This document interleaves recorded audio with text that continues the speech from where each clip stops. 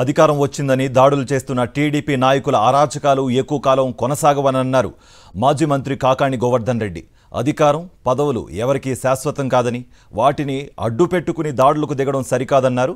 ఇప్పుడు ఆస్తులు ధ్వంసం చేసిన వారితోనే మళ్లీ వాటిని పునరుద్ధరించే పనులు చేపట్టేలా మంచి రోజులు తప్పకుండా వస్తాయనన్నారు.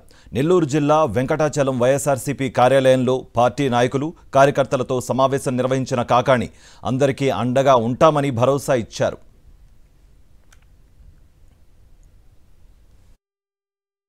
ఎవరైతే ఈరోజు అధికారం మతంతో కళ్ళు నెత్తికెక్కి వైఎస్ఆర్ కాంగ్రెస్ పార్టీకి సంబంధించినటువంటి వ్యక్తుల మీద దాడులు చేశారో, వైఎస్ఆర్ కాంగ్రెస్ పార్టీకి సంబంధించినటువంటి వ్యక్తుల ఆస్తులని అకారణంగా ఈరోజు వాటి మీద దాడులు చేసి వాటిని ఏదైతే ధ్వంసం చేశారో, రాజశేఖర రెడ్డి గారి విగ్రహాలు కావచ్చు, అదేవిధంగా ఈరోజు వైఎస్ఆర్ కాంగ్రెస్ పార్టీకి సంబంధించినటువంటి నాయకులు కార్యకర్తల ఆస్తులు కావచ్చు, లేదా అభివృద్ధికి సంబంధించి ఆవిష్కరించినటువంటి శిలాఫలకాలు కావచ్చు, వీటన్నిటిని ఎవరైతే ధ్వంసం చేశారో మరలా ఈరోజు చెప్తున్నా, ఖచ్చితంగా రాసి పెట్టుకోండి.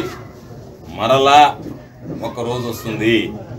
ఆ రోజు వచ్చిన రోజు ఎవరైతే ఈ ఆస్తులు ధ్వంసం చేశారో, ఎవరైతే శిలాఫలకాలను ధ్వంసం చేశారో, ఎవరైతే విగ్రహాలను పోల్చడానికి ప్రయత్నం చేశారో వాళ్లే తిరిగి వాటిని పునర్నిర్మించాల్సిన వాళ్ళ చేతుల మీదగానే. ఎవ్వడికి అధికారం శాశ్వతం కాదు, ఎవరికి పదవులు శాశ్వతం కాదు. ఎవరికైనా ఏదన్నా అన్యాయం జరిగితే ధైర్యంగా ఎదుర్కొని ఎవరైతే మనల్ని ఇబ్బంది పెట్టాలని ఆలోచన చేస్తున్నారో వాళ్ళందరికీ గుణపాఠం చెప్పేటువంటి విధంగా ప్రవర్తిద్దాం.